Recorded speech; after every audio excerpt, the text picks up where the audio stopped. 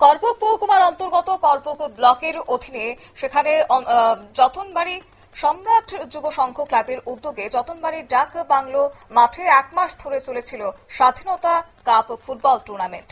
যতনবাড়ি ডাক বাংলো মাঠে final match প্রায় 6000-এর উপরে মানুষ ফাইনাল ম্যাচ দেখতে যান। এবছর সর্বমোট 16টি দল অংশগ্রহণ করে এবং আজ ছিল ফাইনাল ম্যাচ। যে দুটি দল মুখোমুখি হয়েছিল সেখানে প্রত্যেকেই হাড্ডাহাড্ডি লড়াইয়ে শামিল হয়েছে। কি রয়েছে বিস্তারিত শুনুন।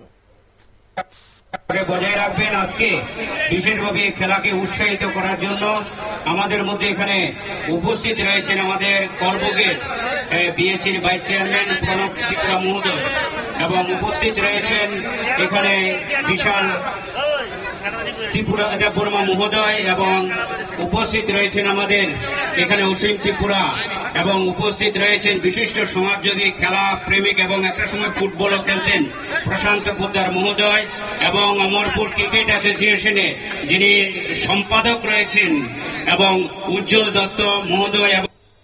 আপনারা শুনলেন, অর্থাৎ আজকের এই ফাইনাল ম্যাচে যে দুটি দল মুখোমুখি হয়েছিল, আব্দুল্লাহ রাবার এফসি বনাম তৈচাক এফসি ফাইনাল ম্যাচ। তবে কোনো দলই গোল করতে পারেনি, কিন্তু আজকের এই ম্যাচ ছিল এক প্রকার হাড্ডাহাড্ডি জমজমাটি লড়াই। নিয়ে নিচ্ছি ছোট্ট একটি বিজ্ঞাপন বিরতির সঙ্গে থাকুন।